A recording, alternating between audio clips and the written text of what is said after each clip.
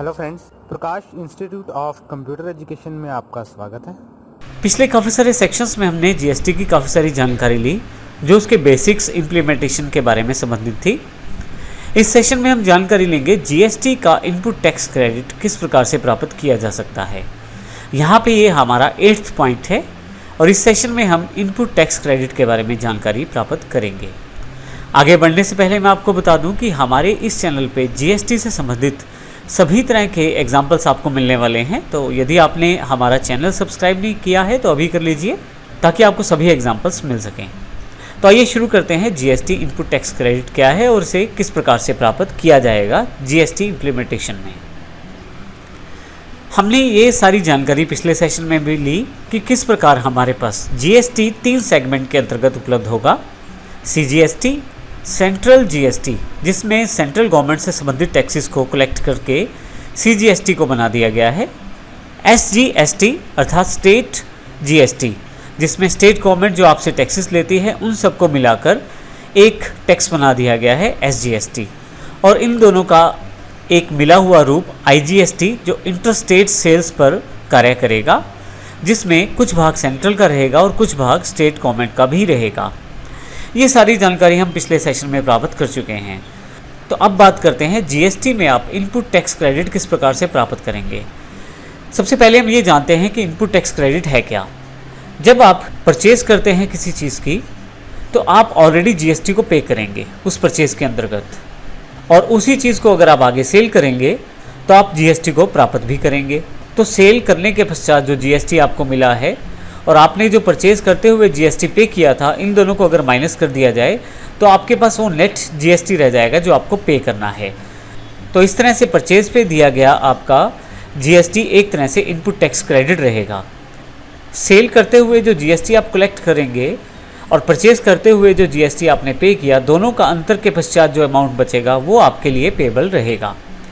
यहाँ हम इसको प्रैक्टिकल एग्जाम्पल में अगले सेशन में भी देखेंगे, लेकिन यहाँ के लिए हम ये जानकारी प्राप्त कर लें कि यदि आप मैन्युफैक्चरर हैं, ट्रेडर हैं, सर्विस प्रोवाइडर हैं, गुड्स या सर्विसेज में किसी तरह से भी आप कार्य करते हैं, डीलिंग करते हैं, तो यदि आप एक ही स्टेट के अंतर्गत सामान बेचते या खरीदते हैं with in state, same state में, तो आपके पास पहले सीजीएसटी लगेगा और फिर एसजीएसटी लगेगा। अर्थात सेंट्रल गवर्नमेंट का जो जीएसटी है वो लगेगा और फिर स्टेट गवर्नमेंट का जो जीएसटी है वो लगेगा। परंतु यदि आप इंटर स्टेट सेल करते हैं, अर्थात दूसरी स्टेट में आप सेल्स या परचेज करते हैं, तो उस केस में आप पे सबसे पहले सीजीएसटी लगेगा जो कि सेंट्रल जीएसटी है। यहाँ पे स्टेट जीएसटी नहीं लगेगा, यहाँ पे आईजीएसटी लगेगा अर्थात इंटीग्रेटेड जीएसटी। यदि आप इनपुट टैक्स क्रेडिट प्राप्त करना चाहते हैं, अर्थात जो आपने परचेज पे ऑलरेडी टैक्स दे दिया है जीएसटी के रूप में, उसकी अगर आप भरपाई करना चाहते हैं तो उसके लिए आप इस रूल को फॉलो करेंगे जो रूल नीचे की तरफ दिया गया है। रूल को समझने से पहले मैं आपको बता दूं कि जो परचेज पे आप टैक्स पे करते हैं जीएसटी के रूप में, वो सीजीएसटी और एसजीएसटी के रूप में या आईजीएसटी के रूप में हो सकता है।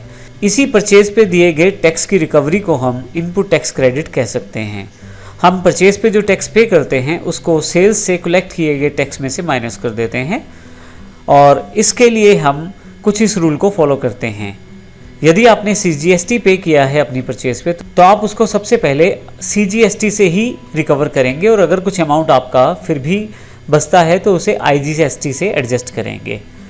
यदि आपने एसजीएसटी पे किया है परचेज पे तो आप एसजीएसटी से ही उसे एडजस्ट करेंगे, अगर कुछ अमाउंट बच जाता है तो आईजीएसटी से उसे एडजस्ट करेंगे। इसी तरह से यदि आपने आईजीएसटी पे किया है तो आप उसको आईजीएसटी से एडजस्ट करेंगे सबसे पहले।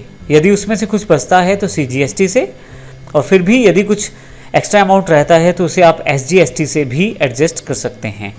यहाँ पूरे चार्ट में ध्यान दीजिएगा कि हम किसी भी तरह से सीजीएसटी को एसजीएसटी या एसजीएसटी को सीजीएसटी से एडजस्ट नहीं कर सकते।